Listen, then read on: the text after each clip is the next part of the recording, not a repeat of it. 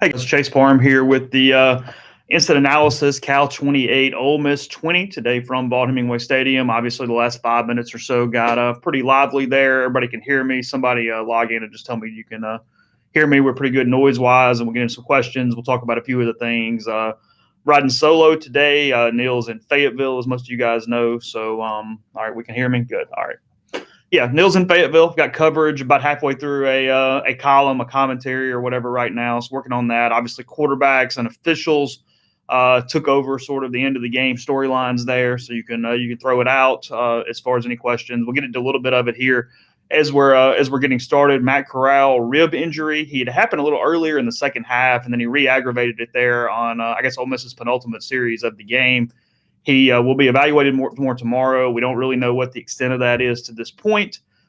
Rich Rodriguez said after the game that he told him that he was having a hard time breathing because of the rib injury. So there's a possibility that it is somewhat significant. Matt Luke did not really allude to that one way or the other. He simply said that they would evaluate him, get John Rice more snaps with the ones potentially. They'd see what Matt's status was, and they would go from there. Stop way short of discussing any quarterback for next week or anything along those lines.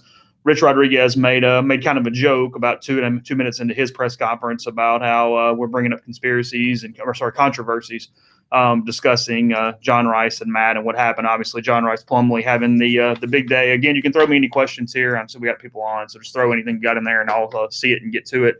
John Rice, the big run to get down for Ely's 9-yard touchdown run early there in that drive, and then he goes 7 for 7 for 82 yards on the final drive that ends at the 1-inch line. A couple things about that. It was Pac-12 officials, Pac-12 replay group as well. I know the SEC has been in contact with the Pac-12 about that already to this point. If nothing else, the play should have been reviewed.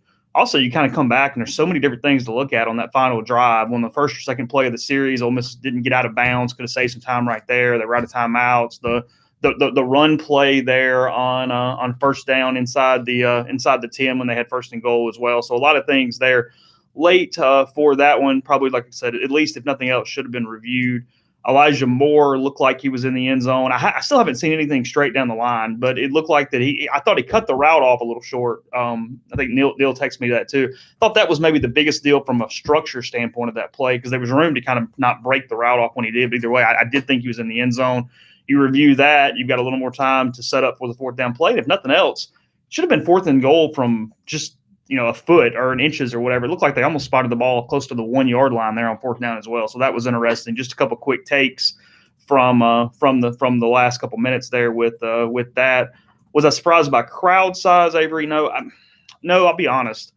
Coming into it, I took pictures 8 minutes before kick, and it was really small, as anybody here knew. But as the game went on, I thought, other than the student section, it filled in a little better than I anticipated. We'll put it that way. Now, was it good? I think we're grading on a curve at this point. I never even saw an attendance figure. If somebody has it, they can give it to me. It's not on the box score that I have. But I would have estimated at its peak somewhere in that 40 to 42 range. Is just a guess on actual people, but I don't know. I'm bad at that. That is my guess. But no, I was not surprised. If anything, it was a little larger in the non-student sections than I maybe would have anticipated. Cal brought a lot. I saw somebody guess that they thought Cal brought a little north of 5,000 people. They filled in one whole section, and they kind of had people scattered, had about another half section or so as well with Cal. So, yeah, coming across the country, 1,700 miles, they did a pretty good job there. Do you think Ole Miss should have blitzed more? Yeah, when you see the end result. Ole Miss, Mike McIntyre, we talked about this in the podcast all throughout the week. Mike McIntyre is going to try to stop the run. That's one of the big things he's just going to do. It is what it is every week. They did a really good job with that. I'm looking here at the box score. Cal has 33 rushes for 60 yards, less than 2 yards per carry. However, that exposes some of the secondary more. They got burned there all day. I mean, you're talking about a quarterback that coming into today, the quarterback for Cal, Chase Garbers, he was averaging 159 yards per game, and he had thrown 3 total touchdowns, or he had 3 total touchdowns. Today, he was much, much better than that. You look at his numbers, 23 of 35, 357, 4 touchdowns there for Garbers today. So, yeah, secondary is the absolute it's the issue, as well as the front four just couldn't get much of a rush a lot of times. I thought they had to blitz to get to the quarterback, and then when they did that, they were burned. But if you're going to struggle in secondary anyway, you might as well blitz. You might as well call some turnovers, try to get to the quarterback. So, yeah, Mike McIntyre was asked after the game. He said they did that some.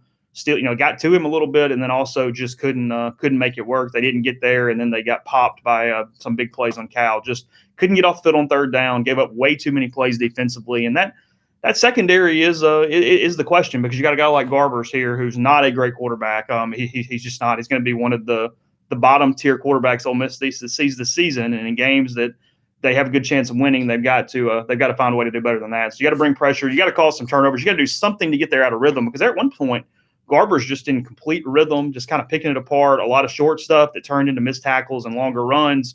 And he looked very competent on a season where he has not been competent to this point. So, secondary, the big thing. And then they've got to find a way to get a little more of a pass rush without bringing the house, because they can't afford in the defensive secondary to do that. So the front four needed to be a little better today defensively. There's no doubt about that.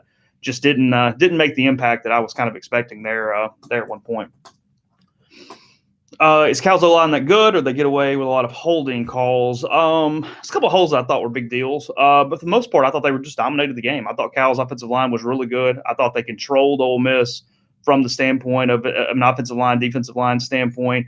Cal did have everybody healthy. Unless I missed something, everybody was suited out that we've been kind of talking about all week that may have been missing, so they had a full unit on the field, and they played really well. I was, from what I was expecting to what happened standpoint, I thought Cal's offensive line was the most impressive thing relative to my expectations going into the day. There's no doubt about that. So that was interesting to me. I thought that was something that maybe I did not expect going into the day, because they just dominated Ole Miss up front. There's no doubt about that. They made it work from a pass protection standpoint. Now, they didn't move holes, they couldn't run the ball, but Ole Miss did not get pressure the way with the front four that they necessarily expected. Who starts a quarterback next week? I have no idea. We'll see what Matt Corral's status is tomorrow. Again, rib injury for everybody that came in a couple minutes late. Rib injury. He told Rich Rodriguez he was having a hard time breathing following the game. He heard it, and then he re-aggravated it on that series where Plumlee comes in, has the big run. And Rich Rod didn't say this exactly, but we got an attendance number. Okay, they announced 46,850. I don't think it was 46,850, but I'll give them somewhere around 40. 46,850 was the number they gave with attendance. But anyway, what was interesting, I thought, from Rich and Matt following the game was somebody asked, what had Plumlee done to earn backup reps? Why was he kind of the second guy going in? Because we heard a lot about Grant Tisdale. We thought Tisdale was potentially the guy, and Rodriguez alluded to it more being a play call situation. It was 3rd and 10. They were going to call a play and then figure out which quarterback was kind of better suited for that. They called the draw there on 3rd and 10. Plumlee takes it how many ever yards there inside the 10 to set up Ely's touchdown. And then once that happened, he ignited everybody, and then that kept him in the game for that final series as well, where he executed a pretty solid drive. Goes 89 yards there in a little over 2 minutes, and completed every pass. Like I said, didn't get some help once or twice with getting out of the bounds, saving some clock, and then all the official stuff that came in there later. So Plumlee, incredibly impressive in his first action there. I think he obviously will be the guy should Corral be unable to go. And with Alabama next week, Matt Corral's got a rib injury. If anything at all is sort of weird there with Matt, if he's not 100%, he's only going to be effective if he can run. They can't make him stand in the pocket. He's got to have the threat to run the football. So if it's not 100%, it feels like you probably should set him wait on Vanderbilt for Matt Corral. And that's just my opinion. That's not from any coaching staff or anything. But I have a hard time believing that you operate Matt there if he is not 100% from the rib situation. So I think there's a good chance that John Rice does play. They said they would get him more reps with the ones if needed. They would evaluate it. Said all the coach speak things. I don't mean that in a negative way. They just did. They said a lot of coach speak things, but coach speak ways for that. And no, it doesn't. Yes, it's a matter who starts next week against Alabama. No, not really. Look, Ole Miss is not going to beat Alabama next week unless Alabama turns the ball over and all kind of stuff happens. Let's just go there. However, if it is John Rice and you think he's got to play the next week against Vanderbilt, you've got to get him some more reps. He's got to run a series where he's not in the 2-minute drill, run a series where he's not just running around and throwing it, trying to keep Ole Miss's game alive. So even though it's not an advantageous situation, it's something Ryan Helinski dealt with South Carolina, except at least that was in Columbia. This is in Tuscaloosa. If it is John Rice, I think you do have to play him. I think you have to give him all those reps just to let him get settled into what this looks like, because he was only in these few plays here and only in a run and then another series that that he was having to run down the field, get everything going, and operate it that way. So, if Ole Miss, if Corral is 100%, I expect him to play, and if he's anything less than 100%, I don't. I would think just first blush here at 3:36 p.m. Again, this could change in 10 minutes depending on information out there, but as of right now, I think if Corral's not 100%, Plumlee would be the guy next week in Tuscaloosa for that CBS game.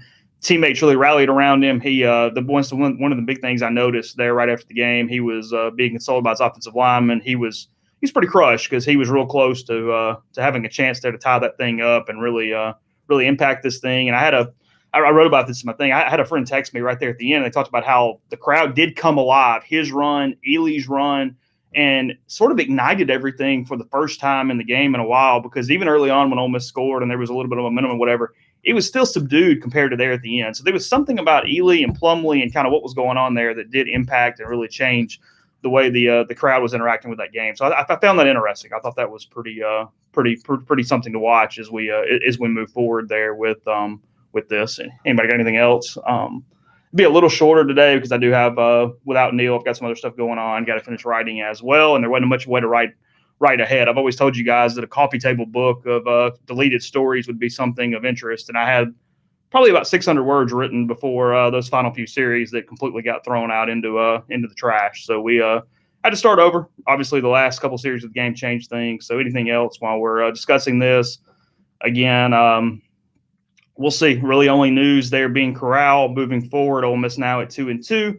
Alabama next week, and then they get Vanderbilt for a game that is very winnable in a couple weeks as well. So kind of need everything in operating mode for that one. So we'll have that plenty at rebelgrove.com as well as we get into this thing. We'll have coverage of this already up now in our YouTube account. You can see it here. Matt Luke, Rich Rodriguez, Mike McIntyre, different coordinator videos, the head coach video. I'll have a column. We've got box scores, threads, all that stuff at rebelgrove.com and coverage throughout the week. So I'm not seeing anything popping in right now. I think those 4 or 5 questions are really what are most pertinent for everybody as we go into the Alabama week and close this one from Cal, but we'll be talking about it for a couple days still. So thanks for coming in, and we'll keep doing this. We like it. It's working out well for us. I think it's working out well for you guys as well. So head on over to rebelgrove.com, and we'll talk to you again soon.